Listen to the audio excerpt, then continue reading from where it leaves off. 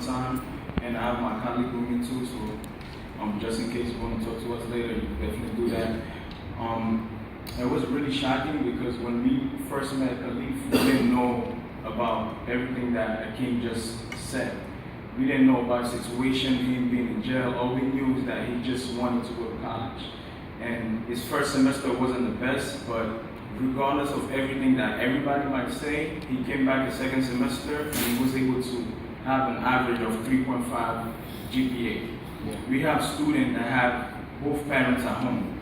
We have students that have everything, but they still not able to have a 3.5 GPA. So before we even get to, the meat and potatoes of the day, I just wanted to let you know, Akeem, that your brother was a real student, and my colleague here could really attest that he was a really good person. The same way he used to go and ask his mother, how's everybody's, how, Ma, you all right? He used to do that with us every single day. He used to come to my office, sit down every single day, Monday to Friday, from 9 to 5.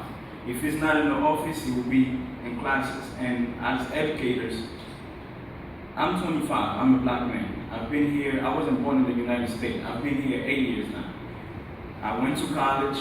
When I met, David was my teacher. Margie was the one, they've been pushing me since day one. And everybody, even in the Bronx, as a community, we tell the kids, oh, they're not going to school, they're not doing this, they're not doing that. But if we're gonna push the young adults who go to college, we can't let things that happen to Khalif happen. Because how are we gonna have a future if we're lacking our brothers and sisters that are actually standing up, going to school, making sure they have, not only taking care of themselves, taking care of their parents. And it really hurt me. Like I said, I'm 25, and those are the things that I have to worry about. And we have real criminals, and I don't know if anybody here read his essay, but he wrote an essay on solitary confinement, which he received an A+ for in his English class. And if you've read the essay tells you that he wrote, I understand that there's actual criminals, there's alpha males in the jails that we need to put in solitary confinement. But at the same time, it's just a backpack. Even if he took the backpack, does that deserve 15 years in jail?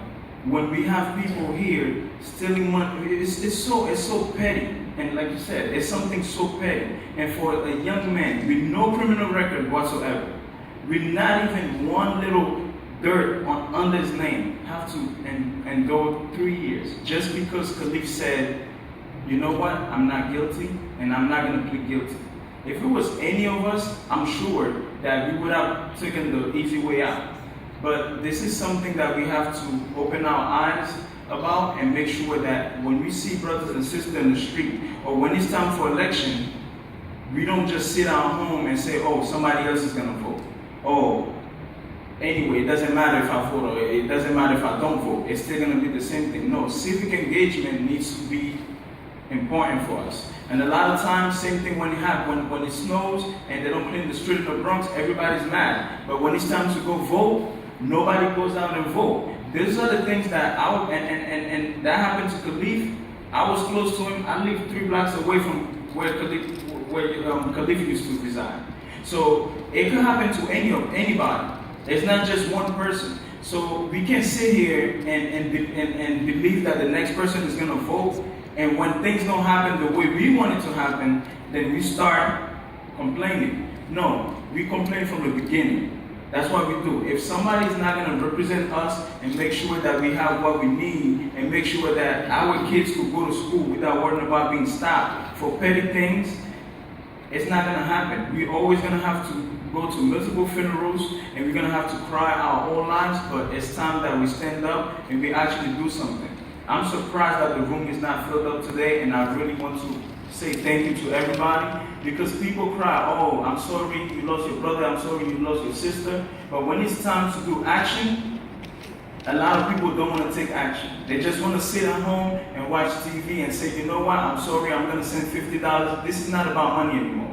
It's about standing up for what's right and making sure that it doesn't happen again, because if it keeps happening like that, it was Khalif is gonna be either our brother, our sister, or it could be our